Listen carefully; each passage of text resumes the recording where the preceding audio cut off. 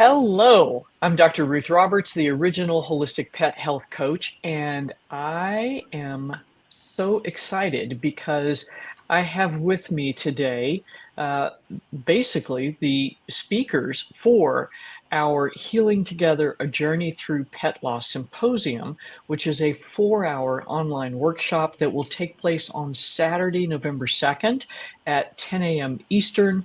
And 4 p.m. Central European time, since we actually have two of us in that time zone. Um, I'm so excited about this because I think it is such a needed thing.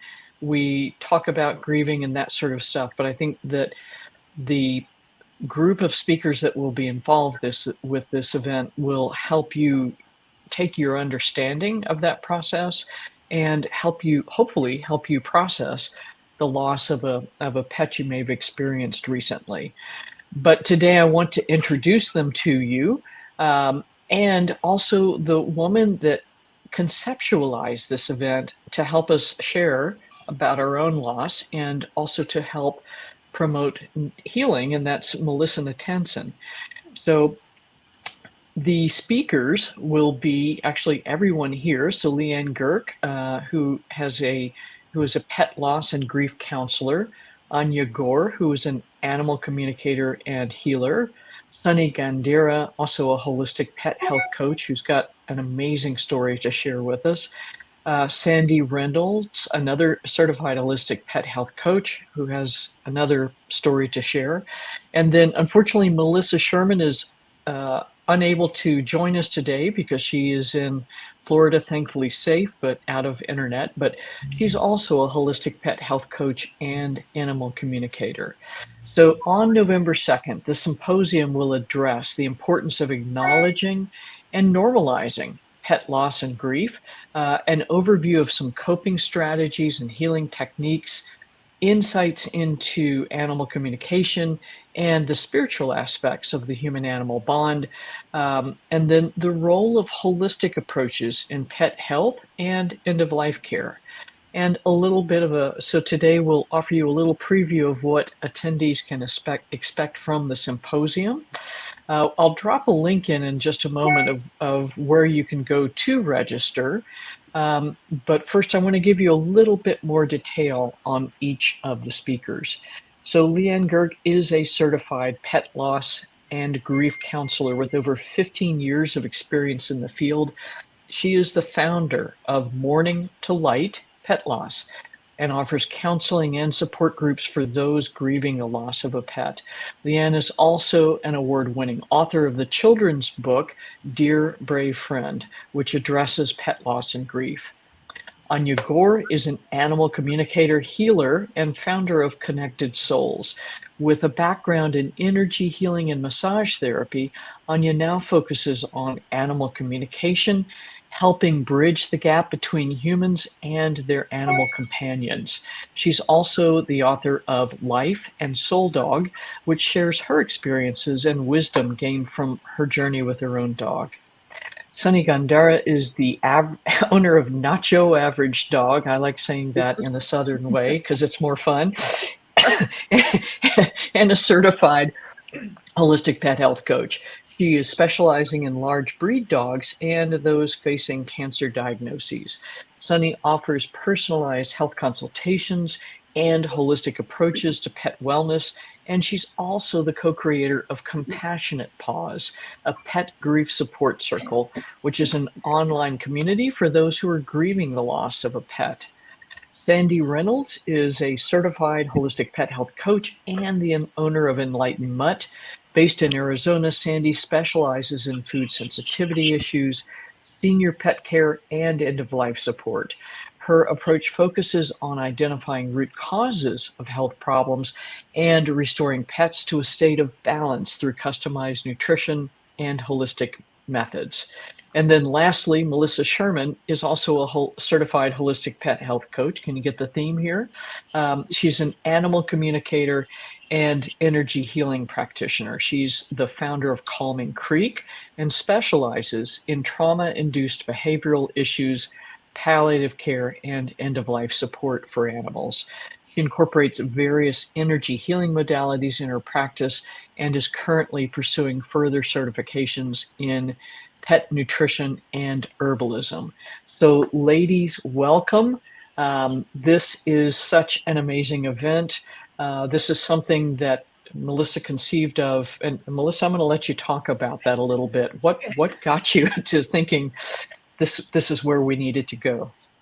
Well, as the host of the Coaches Collab for you, Dr. Ruth, and interviewing so many of the holistic pet health coaches, I found that with every single interview I did, I left with a broken heart for my colleagues and tears in my eyes because the stories were gripping and heartbreaking. And I feel like every single one of us has gone through something traumatic like this, and not only with the holistic pet health coaches, but with clients and just out in the universe, and knowing that as humans, we have a little bit of a hard time talking about grief the way it is. And I feel like those sentiments pass through into our pet world where we don't feel like we can express or talk about or know how to get through this. And I was starting to notice that colleagues and clients were feeling comfortable with just losing it all and having that emotion with me because I'm a safe space. And I feel like, and this is why I approached you and the program director, Delora, because we can create that safe space, and we have, and we will be that safe space.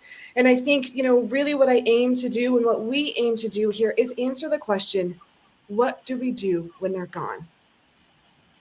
And anybody who's listening, I want you to know that our hearts are behind this, and this is your safe space. This is the place where you can come and cry, you can come and heal, and you will be surrounded by some of the most incredible stories and incredible speakers with a wealth of background. And especially, we've got Dr. Ruth, who's going to be in here too. And thanks, because I think this is really needed.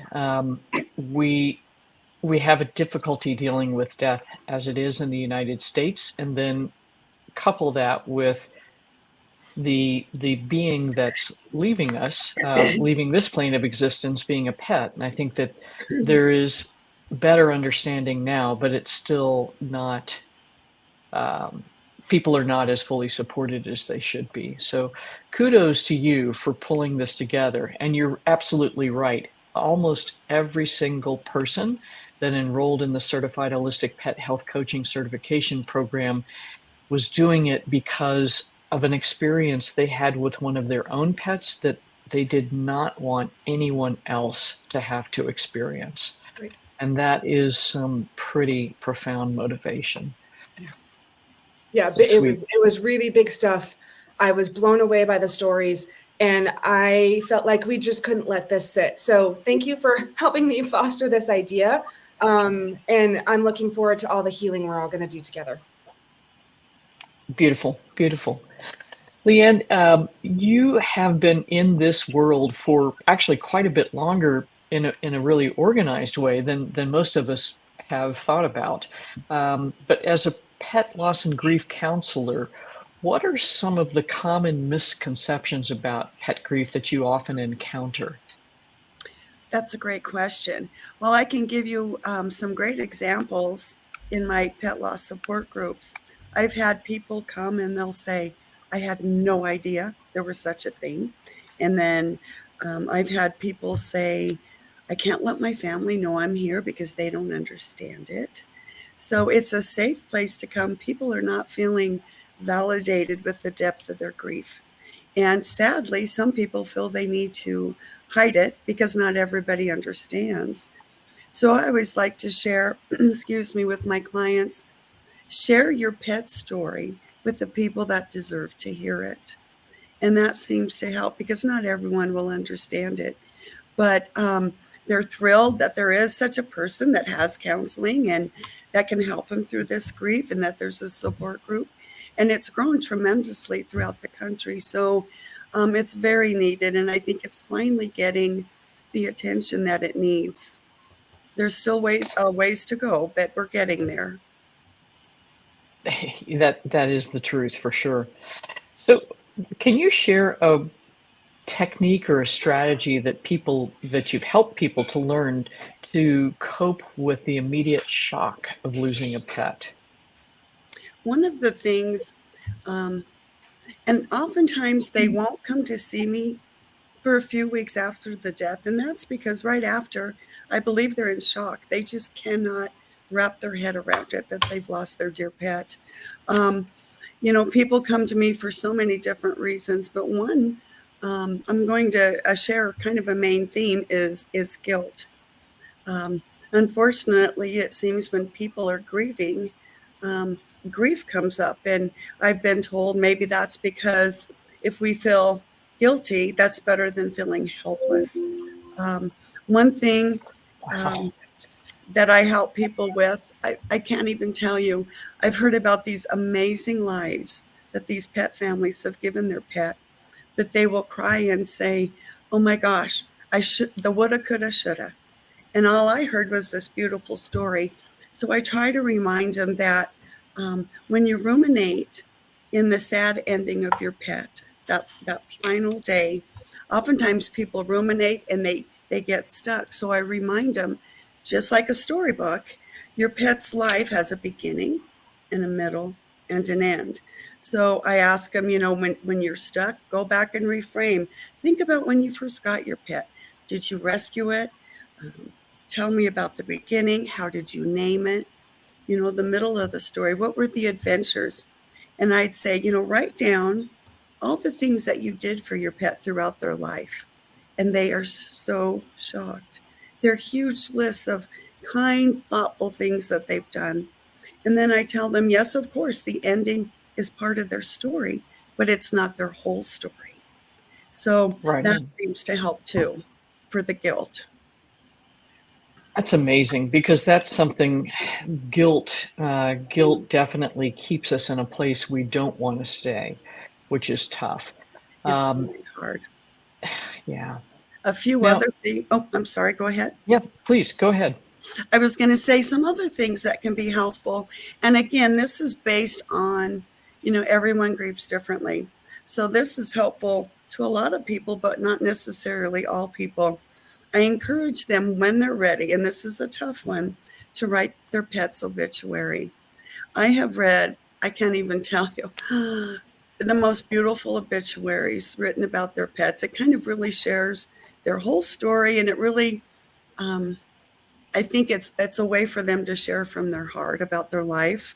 I recommend writing letters, maybe making a memory box, putting letters in there that you can save. It could be something like, if you feel you need to be sorry about something, you can say it. Dear, so-and-so, I'm so sorry. Or it could be, I miss you because, or I know I'll be okay because of the things you've taught me, which were. So there's different ways that you can approach it. Some people would like a simple memorial, which is great. I had a few clients. I love this one. One of my clients' dog loved Cheetos and watermelon. So for their memorial, they had just a few friends come over, and they had a big bowl of Cheetos. They had sliced watermelon, and people came and ate their dog's favorite human food and just shared. And I know I shouldn't say this, being a holistic no Cheetos roll. But it was special to them. And they heard so many stories about their pet they didn't know. So that's those are amazing. Things that are good to help. There's a lot more. I bet. That's very cool, though. And, little Cheetos, those are okay. Cool. So, Anya, could you explain a little bit about what animal communication is and how that can be helpful to people that are grieving a pet? Well, for That's a me, big question. it's a big question. I mean, animal communication is a long story, and perhaps not so simple to explain right here, but essentially it is a way of connecting with another being, an animal in this case, intuitively, through our intuitive senses, beyond our normal senses, through what we call telepathy, among other things, through intuitive channels. And that's something that obviously I do. So what my approach tends to be to helping people who are grieving their animal companion is, I mean, the best way I have to help is to have a communication session with the animal and the person. We do it, usually it's live on Zoom, or the animal is with us in spirit. And this way we can really understand what's going on for the person. I can connect with their animal and bring them messages, bring them, honestly, it always is reassurance and comfort. My work also includes very much the time leading up to the end of life for an animal. And that's, in a way, even more precious, because then the animal has their say in how they would like to be remembered and what they would really appreciate, and often also will reassure their person quite profoundly about the whole thing of end of life, because they are so much in connection with these other dimensions that we often have forgotten to be connected to consciously, although we are connected. So I don't know if that answers sufficiently, but one thing I do like to share a lot about, I do it, I've been doing it since I lost Zoe, my dog, who I wrote my book about and all of that, is how much she, once she passed, helped me through the grieving process. So I share a lot of that with people. I think somehow finding that balance between going with it, going with the grief, going with the heartbreak, not resisting it, the balance between that and feeding it too much. So it's a sort of happy balance, I suppose, a fine balance, which will be completely unique to every person and every animal. I know that my personal grieving of different animals throughout my life has been very different, not only because I was at a different stage of my own evolution at different times, but because they were each so individual. Amazing. Is there a common thread in the messages that animals are wanting to convey to their humans, in your experience, after they've gone on to whatever is next? Certainly, one common thread is all about guilt, because that is very often the overriding emotion that people go through. And inevitably, the animals reassure their person that there's absolutely nothing to be guilty of. And from their perspective, once they've passed on, guilt just isn't an issue anyway. So all they are exuding and feeling and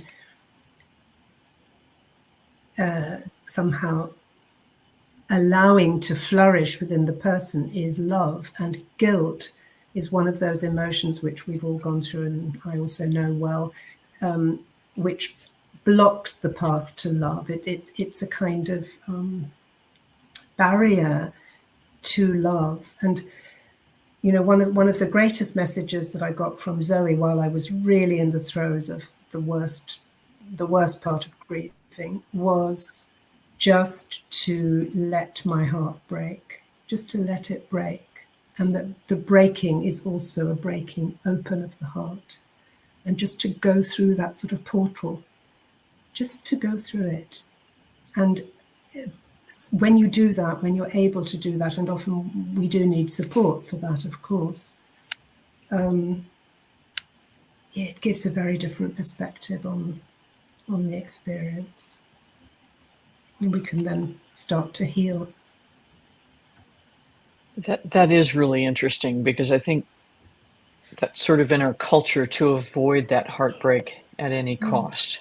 And that is the going into the pit of the grief, I think is so essential to move through the process. Yeah, I mean, it hurts. Of course, we want to avoid it. It hurts. Yes. But it's that Yeah. sort of pain that is cathartic, I suppose. Anyway, you can't pretend it's not there, and if you don't somehow find a way of allowing it, then it will hide somewhere else and come out sideways in other symptoms, or depression, or that sort of thing. All the stuff we just don't want to deal with for certain. Yeah. Hey, Sunny, as a holistic pet health coach, how do you approach supporting clients who are facing a terminal diagnosis for their pet? Yeah, so I'm also exploring other modalities, and I'm going to I'm actually studying animal Reiki, and that has been incredibly helpful. And I try to support my clients the same way, because it is all about seeing the animal as perfect, no matter what, whether they have an illness or and just being present with the animal. Because we tend to sort of be like, oh, poor thing, and I'm so sorry, and are you in pain? And then, our dogs and animals in general, they really pick up on your energy, and that makes them worried. So I try to always remind my clients, and myself for that matter, if my own dogs are going through something, that, we're just being in the moment and seeing them for the perfect being that they are. And it doesn't matter. They are not their illness. They are not, in my, case, I deal with a lot of cancerous dogs. They are not their cancer, and really supporting them that, there, but also allowing the feelings. I think, as both Leanne and Anya said, to allowing ourselves to be sad, but maybe not right in front of the dog or the cat, or whatever animal you have. So that's really what I'm trying to do, it's not easy. And, but it's also not about masking your emotions, because that's something that I felt when I lost my dog, Nacho, and who is, obviously the reason why I'm here, why I found you, and why I have a new direction in life. He really inspired me, is that it just was a life-changing, experience, watching him pass away so suddenly. And I wanted to support everyone and not make them feel so alone. So I wish I had Leanne when I went through that, and Anya as well. I mean, because I went to an animal communicator, and I do encourage people to seek out animal communicators, because you can get so many valuable messages from and comforting messages from your animals, because they are our healers, they are our teachers, and just to lean on them for so much wisdom that they have that we don't have, and again, just to open our hearts to what they have to tell us. And not, tell a story about the animal, but just listen to them, I think, is the most important thing. That is excellent advice. And it's hard to stay in that place many times. Yeah.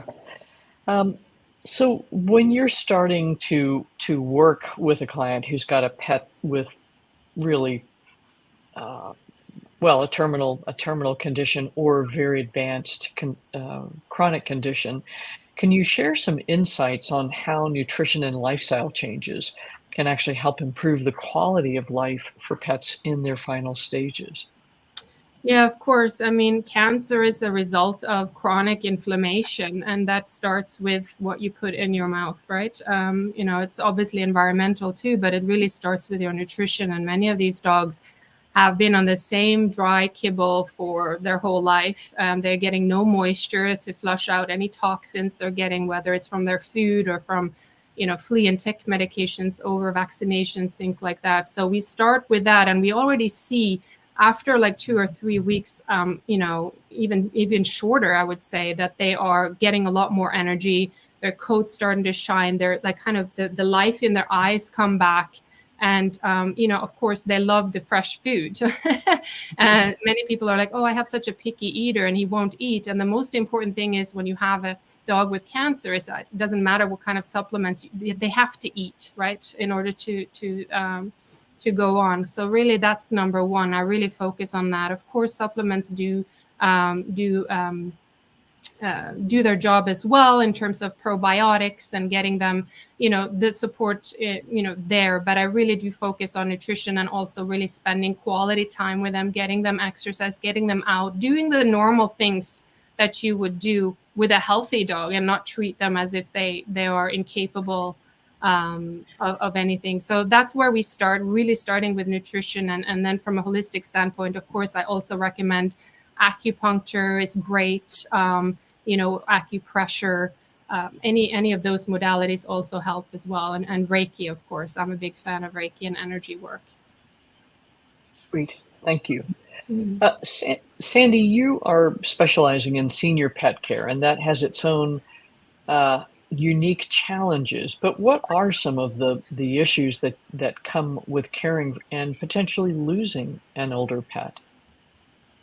Well, a lot of times the pet already has some severe pain, chronic arthritis, different things like that. So if we can change up their diet, if they're not on a natural food, moist diet, just like Sunny said, the difference is crazy. Within just a couple of weeks, you can see a change in a dog, even that is very sick or dying. But I like to help my clients with how do we handle that pain? What are the different modalities? Like Sunny said, acupuncture, acupressure, PEMF mats. Just there's so many other things that pet parents can do at home to help their pet feel better. And in that token, if you can help them do that, you can take them for maybe a smaller walk. You're used to going for a longer time, but as they get sick and have harder times doing their normal daily activities, even if you go to the next house and back, they've gone out, they've done their sniffing, they've pottied, whatever, but to them, they've completed their walk. It doesn't matter. They don't know if it's 20 feet or a mile. And keeping their routine as normal as possible and them feeling the same is so beneficial. That's so true. And one of the other things is, how do you help pet parents navigate that decision-making process when it comes to end-of-life care? That's the important part that I learned with my last dog that I lost earlier this year. You were talking about the grief and the guilt. And I've always had that with other pets, because you don't want to help them. But if they're in pain and they're suffering, you don't want to let them go on. But when is the right time? And that's something that I've really educated myself and learned a lot more about as far as planning ahead. I 100% agree with everyone else as far as using an animal communicator, because that will give you clarity. Your pet will tell you. I did a bucket list with Melissa Sherman for my dog, and it was amazing. And I think that regrets. And so go ahead. No, I agree. I mean, I think a bucket list approach is awesome, because that helps take us out of being in that place of grief and be in the present with the dog. Exactly. So that's an amazing technique. It is very difficult for the anticipatory grief to deal with that. I found for myself that you just have to be extremely diligent on an hourly, daily, or minute basis sometimes. Enjoy the time you have. Don't think about them being sick. Don't wallow in the pity. Don't think about losing them. Be there with them, pet them. My girl loved to have her head massaged, and so I sit there on the floor with her and watch TV and massage her head. And she really came to love acupressure on her hips where her back was having pain. She would come and lay in front of me and like get in the position of where I could reach her. And they'll tell you if you listen to them. And once you start working with them and do some of the things that we can suggest to help you make them more comfortable, they'll show you it's the right thing. That's awesome advice, because it's super hard to stay in the present, because we like to stay stressed out. It's sort of part of our way of being, sadly. I don't know why that is, but it's terrible. Oh man, I think it's a myriad of factors. So, Beth, speaking of stressing out, and Beth, I'm not saying that you are, but these are really important questions. So it's like, holy smokes, this is the whole ball game right here. You know, in terms of euthanasia, like there's different cultural differences. For example, in Japan, where they are Buddhists, they don't do euthanasia, and so they have a much more advanced hospice system for animals. But you know, how do you help someone choose, okay, is it now, or maybe it's tomorrow, or maybe I've waited a day too long? And this is a tough one. And so as a veterinarian, what I always said is, you'll know, and that would just infuriate people. But then ultimately they did know exactly. And the pet, the dog, the cat was very clear, like, okay, I'm done. So what do you all think? Well, How does a pet parent make a choice? Yeah. Please. I was going to share, I'm not going to talk too much about it at this time, but I recently lost my dog, and I do agree that, you know, a minute, you know, to do it, as hard as it is, it's hard for people to understand. Why would you want to euthanize your dog if they're having a good day? And that's really hard. And I encourage more veterinarians to talk to their clients and remind them that your dog may have a rally. And that's what happened to me. So it was so hard. I was like, oh my gosh, why would I do this? But what it also did was it reminded me how far, how much Gracie had lost of her life that I had gotten used to, because I saw the spunky girl. So on her last day, it was a bright day for her, and she went out with the most, she had a great goodbye. She had everything she loved. She was shaking with joy when she's just a little punk, 8 pounds, but she had 4 pieces of bacon and a half a cup of vanilla ice cream, and she was so happy. And you know what? That brought me comfort. It's really hard if they're having a crisis, because then you don't get those opportunities. And I had the opportunity to put flowers by her. That was a ritual I had to do, because sometimes we don't get that closure that we need. So I just wanted to mention the rallying part, that I think that's an important part people should be told about. That is very true. And Anya, have you got some comments as well? Well, I think what I really wanted to say with that is that I truly believe there are no rules. I think we are all so different, as are our animals. And I think for each of us, and perhaps, you know, for me with different animals I've had, I would have been different as well. And I think that's why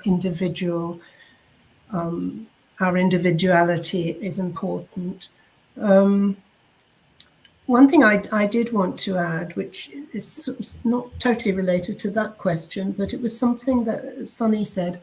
While we don't want to, as I said before, kind of feed the heaviness or the sort of big emotions when our animals are sick and so on, I actually do believe that we need to be completely honest with our animals, because they know in any case how we're feeling. You know, we can't hide anything from them. They know us better than any of the people in our lives, probably, because they see us completely unfiltered, you know, unmade up, in our worst state and our best, you know, and they don't care. They love us as we are. So I do think it's important to be honest with them, and also to discuss with them, if it's possible, and I'm sure it is, even without an animal communicator, what their plans might be for their end of life. I've done that with 2 of my animals, and you know what they would prefer. So then that does answer that lady's question, Beth, I think it was, which, you know, about one day early, one day late. There might be some animals who want to be with us for whatever reasons. It could be because they want to be with us because they care about how we are feeling, or because they have a job to do for an X amount of time with us. And others might want to, as for Leanne, go in the full flush of, having on a good day. I think it depends on the personality of the animal and the human being and what they can cope with. Because, my personal preference is to be with an animal and for them to have a natural death, and for me to be there to the absolute moment they pass and be with them, and, without veterinary intervention if possible, and all of that. Sometimes it's not possible, and that sort of end of life care can be difficult to do when we have to be able to do it. So I think it's always a balance. But what I do know is from, all the clients I've spoken to and their animals, is that what counts is to be with us, and the animal is not going to judge us in any way for it being on this day or that day. So I think it's a whole sort of, conglomeration of factors. That's very true. And I think this is a situation where working with an animal communicator can make our comfort level with making the decision or not making the decision much better. And it's really tough. Sandy, Sunny, do you have any comments on this about kind of how do you figure out, when do you choose? I have always thought that, if I really see that their quality of life has, been reduced, and that's more like if they're not eating or really struggling. But I do think that it is, we are all very close to our dogs, right? And if we're really honest, like we can feel into it and see, like you were saying, Dr. Ruth, is like, I just know that this isn't fun anymore. What's the best thing for them to do? And it is hard because it's, we have to make the decision. So it's not an easy one, but I feel like if you're really working to be in tune with your animal, you will know. But of course, if the quality of life is where they can't get up, they don't drink water, they don't eat, like what is the purpose? Then we're holding on to maybe something for ourselves versus, thinking about the animal. And it is very challenging. But I think that would be I've always had, I've had to let go of 3 dogs or 4 dogs actually that way. And they were all very clear, communicating to me that, I'm okay now, I can go. And so I was fortunate. I never doubted it, even though it was the toughest thing I ever had to do. But again, you see the quality of life deteriorate, then, for me, that would be a sign. But it's different for everybody. So I think what people also don't think about is that animals live in the moment. And so as people, we're wrapped up in the emotions and yesterday and last month or what we haven't done and those kind of things. So I always try to bring my clients to the space of live in today. And same thing as Sunny said, quality of life. If that's diminished, and a lot of times, Dr. Ruth, as like you said, your animal will tell you, look at their eyes. In my experience, if you know your pet, by the change in their activity, eating, sadness, different things like that. And it is evident. I've had a couple of animals that I felt like I almost should have done it the day before. You know what I mean? But you can't go back there and say woulda, coulda, shoulda. I did what I thought in the moment, and I felt that the animal, how they were doing that day. And sometimes you don't think it can get worse than it can. So. Agreed. And it's hard. Leanne, you had another comment, please. I just wanted to say sometimes it's really hard for pet families to see the progressive changes. So it can be helpful either maybe have a friend or a family member come over every few months because they can see the changes, and also to keep track on a calendar. It might be, Monday was a good day, Tuesday wasn't, or it might even be the morning was good, the afternoon wasn't. And it's when you see it on paper, it can help make that decision too, because we kind of just see the changes. But hearing from somebody else that hasn't seen your pet, it can be very helpful. That is an excellent point. And I was not smart enough to think about this when I was still in brick and mortar practice. But what I did see was when my mother was dying, that's what the hospice nurses did. And there it was in black and white, how good or bad the day was, because they were making all of those notes. And in fact, I was trying to remember the speaker. I think it's Dr. Kathleen Kumi. Thank you. Yes, we did a very nice interview, kind of going through the nuts and bolts of how do you know? What's the process? All of that. And that was one of the things that she was able to point out is, if you're journaling, then it's really clear to you what's changing, because we tend to let our minds get things mixed up. So I think that's really, really important. And then the other parts of Beth's question is really tough. So, allowing a natural death versus euthanasia, I think that's, if you've got a hospice person backing you up, that becomes a much easier choice in terms of understanding what's going on during that dying process, and then the process itself of getting close to death. So physiologically, I think, we've touched on some of these things. They stop eating, the activity level goes way down. And this is part of what Dr. Kumi was saying, this is where eating actually is going to make things worse. And so if they're still present, they want to spend more time with you, not eating is okay sometimes. But I think that what we all see as we begin to know that our pet is no longer able to stay with us is that their quality of life, if we think of markers like eating, drinking, activity level, interaction with the family, being able to do the things that bring joy, when that's down to say 20 to 30% on a regular basis of what was normal for that individual, that to me is where to consider euthanasia. And I think, Leanne, you brought up the point of the rally, and I think that is a super valid one, because there will be these like, wow, this is my dog back, for about hours, maybe a day, and then you're sort of back in that trough again.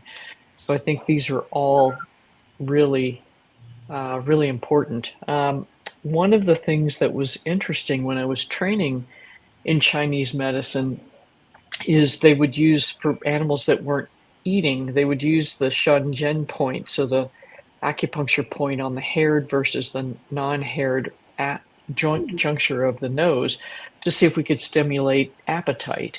But for Dr. Shea and my teacher, this was, if they didn't respond to this point, either being needled or digging your fingernail in, then the qi was so low that they were ready to cross over, and in fact may need a little help to have more qi to cross over on their own. So I hope that's somewhat helpful. Ladies, any other comments on this particular, like the physiology and what you've seen in your own pets or while supporting other people's pets? Can I say something just briefly? Please. That reminded me what you were just saying about that acupuncture point, and whether they might need help to pass on.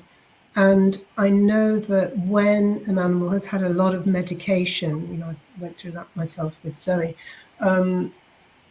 it's actually harder for them to pass naturally than if they have not been on a lot of medication. So in those situations, I think in the end, it often is more helpful to help them over.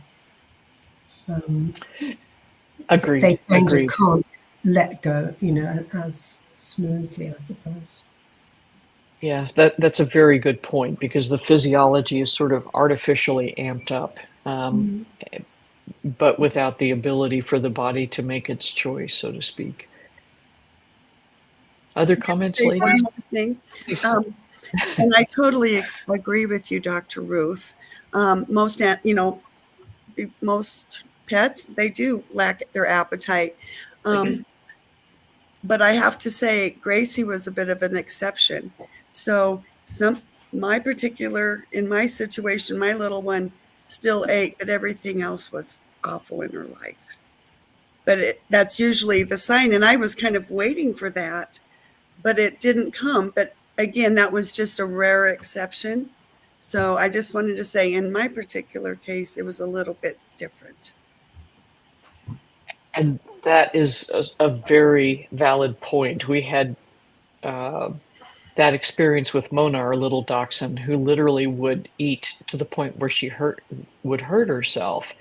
And so for Mona, that really was the last straw. But there was a balance between she still wanted to eat, but the rest of her quality of life was just abysmal. And so that's where we made that choice for her. Melissa, you have a comment. Well, I think it was more, I was just trying to encapsulate all of this in regards to how we can filter this in and help our viewers during this workshop. And part of what's going to be going on that day is we're talking about this now and what may be the signs and symptoms and physiology of what the pet is going through before we have to make that decision. That is one thing that we're going to be able to help with. In addition to, we're going to be there to support you after that decision has been made. And not only that, the anticipatory grief. Plus, if you've lost your dog or your pet, your kitty, your horse, it doesn't matter. Tragically, we don't always have this choice of whether or not euthanasia is even a possibility, because we're here for the tragic part about that too. And one of the things, Sunny and Sandy and Melissa Sherman, who couldn't make it in, their stories were some of the ones that really inspired me. Sunny is going to be sharing her story. She is courageous and brave enough to open her hearts to us, because we are going to grieve and heal together. And she's going to be sharing her story, and it's a whopper. Sandy is going to be sharing her story. And, Sunny and Sandy had different experiences, but Leanne and Anya are going to be working with them through this during that live or during our symposium. And these are going to be, not only are you going to find some coping and healing skills, but you're going to be doing it with us. I know I kind of went off on a thing here, but I kind of wanted to wrap that up on how that is going to be integrated into symposium for the ultimate benefit of everyone. And thanks for bringing that up too, because it's like, okay, but this is part of the uniqueness of this format, is that the goal is to give you tools to process prior to, during, and after that event. And that's amazing, because this is not something that's been readily available. Cool. Well, ladies, we are drawing towards the end of our hour. Any other comments or things that you want to have folks be aware of, or maybe speak a little bit about? So it sounds like we'll have some different approaches to understanding grief and the processing of it. But any other comments about what you're hoping your part in the symposium will bring to people and help in terms of helping them process and understand grief? I'm going to be talking about anticipatory grief and how that can impact the end for your pet and yourself. The things that you can do proactively ahead of time that really will help you emotionally deal with it. And I find that if you're more prepared for X, Y, or Z, and you've at least processed it before you're in a moment that you can't, you have more control over the situation, and therefore you can feel that you make the right decision for you and your pet. I think most of us have experienced tragic loss and you didn't have an opportunity to really think about it for a minute or to feel like you made the right decision. And even though we don't want to think about it ahead of time, if you do have a pet that is terminal or you've gotten a diagnosis, that you know your pet is not going to survive from at some point. So whether that's a 6 months, 2 months, 2 weeks, whatever, you can at least proactively look at what that looks like and kind of deal with some decision making ahead of time. Just like Dr. Ruth, you mentioned having a hospice vet or someone available. That's part of what I'm going to talk about and what they can do for you and how that will help. That's awesome. Thanks. Cool. One last Ladies, if you'll, yes. Well, one thing that I really want everyone to know is that my biggest drive for this is I wanted this to be a space where everyone can share their feelings and they don't have to feel guilty about feeling guilty. One thing that I learned from Leanne in all of her counseling is that people feel guilty about having a harder time with the loss of their animals than they do with some of the humans in their lives. If this is you, be with us, because this is your space. This is your space to heal. In the holistic pet health world, this is part of it. We can help them live well and take care of you after they're gone. Amazing. And that's exactly it. Go ahead, Leanne. Thank you for bringing that up, Melissa. Were you done? Yes, I'm done. That was a great point. A lot of people, I know, are going to say, oh gosh, I can't say anything. I'm going to cry, or I'm, just, it's okay if you cry during this. You know what? You loved your pet. So everybody is welcome. And like Melissa said, for some people, it's as hard, if not harder, than losing a human family member.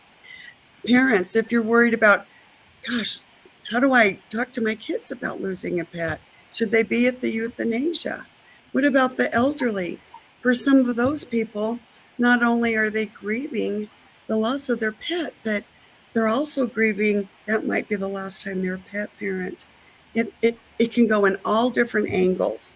So we just want to validate you, let you know you are not crazy. People think they're crazy with these thoughts. You're not.